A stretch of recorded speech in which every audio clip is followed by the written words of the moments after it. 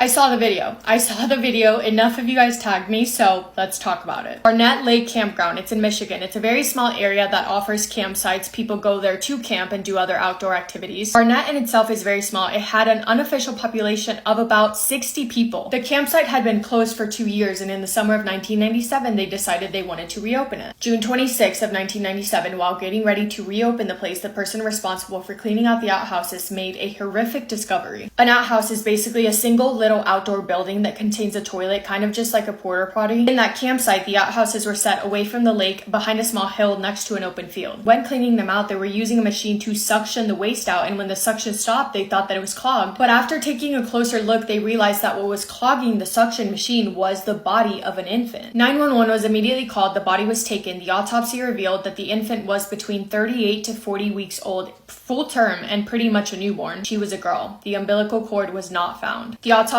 did not reveal if she was born alive or stillborn. They also had no idea what the cause of death was if she was born alive. However, they were treating this as a homicide. With the only information they had then, they estimated that she was left there as early as June 1st of 1997, and it makes me sick to my stomach to think that there is a good chance that she could have never been found if they had not decided to reopen that camp and decided to clean and pump out those tanks. The small community in the area is who gave her the name Baby Garnet. As time went on, any leads they had led to nothing, and the case was looking like there would be no answers. With the little information that they did have, detectives assumed that the mother they were looking for was someone with unexplained weight gain over the past few months, and especially unexplained weight loss during the past month. Maybe someone who changed their clothing attire to wearing only baggy clothing since April, and they assumed that the pregnancy began of September 1996. Because of how remote the area was, investigators had very high beliefs that the mother was a local resident, or at the very least knew someone local, but local residents did not think that it was someone local because the community was so close, everyone there knew everyone, and everyone was so kind and friendly. A local waitress said, quote, "It's not something you really think of as happening in Garnet, like that girl on TV at the prom and her baby. Something like that would happen in a big city downstate somewhere, not in a small town upper Michigan." Even though absolutely no one knew anything about the baby, she was buried. The community gave her a grave with the name Baby Girl Garnet because they said they wanted to give her at least a shred of identity that she never got to have. She was buried less than a mile down the road from the campground. Law enforcement stated, quote, "We want to put the baby to rest, give her some sort of ceremony, and maybe someone will show up at the ceremony. Someone will either feel bad and come to us or know something about what happened," but no one ever did. In 2017, a new county sheriff named Ed Wilk wanted to review the case again, but they still didn't really have much to go off. However, by 2022, there was an entirely new technology system, new possibilities, new resources. An officer from that county had read an article about a case from a different state, a case that was previously a cold case, but they were able to solve it using this new technology, specifically using forensic genealogy. Forensic genealogy is described as a law enforcement technique that uses DNA analysis and genealogical research to identify suspects or victims in criminal cases. Seeing that case being solved made them want to solve the case of Baby Garnet, or at least try to. In enters Colleen Fitzpatrick. She's an American forensic scientist, and her company, Identifiers International, is an investigative genetic genealogy that helps identify victims and perpetrators of violent crimes. They basically use DNA to find a family tree and try to narrow it down as much as they can to help them solve cold cases. Colleen and her team speak to law enforcement. They try to gather as much information as they can. They connect with anyone who may be of help in the case. They get their DNA, send it to a lab, get the results. They upload the results to a system called GEDmatch to see the family tree DNA. That process is what the girl is talking about in her video. She helped solve this case because her giving her DNA led law enforcement to be able to identify Baby Garnet's mother, 60-year-old Nancy Ann Gerwatowski. She was living in Wyoming. She was immediately arrested and brought back to Michigan. Nancy was charged with open murder, involuntary manslaughter, and concealing the death of an individual. Investigators believe that she gave birth alone in her house where Baby Garnet passed away due to asphyxiation. They believe that the death could have been prevented by medical help if Nancy just tried to get medical help. But instead, they believe that she allegedly hid the body in an outhouse at the campground more than 20 miles away from her house. According to court records, a hearing is scheduled to happen on December 12th of this year, 2024. We don't know what's going to happen yet. I read that Nancy is currently out on bond, but she does have a GPS tracker. They were able to find the father as well, but from what I read, it sounds like he did not know anything about the pregnancy, and he is also being considered a victim in this case. This is a quote from law enforcement after their findings. Quote, thanks to the incredible efforts of investigators across 3 decades, we are finally able to pursue justice for baby Garnet more than 25 years after her tragic death. In 1997, genetics testing was nowhere near as sophisticated as it is today, and I'm grateful for the work of detectives and responders on scene to preserve vital evidence in this matter. Prosecutors in my office are able to bring about this long-delayed criminal trial because of 27 years of sound police work, scientific advancement, and diligent state and local detectives who never gave up on justice for this infant victim. I just got goosebumps. Pretty crazy. I know this is not my best quality video, but I wanted to get it up for you guys tonight. Very, very sad, but it is a happy thing that she is now going to be able to get some justice. Hope you guys had the best day. If not, you still have time to go make it the best day. Make somebody happy, and I will see you in my next video. Massive kiss on the forehead to every single one of you.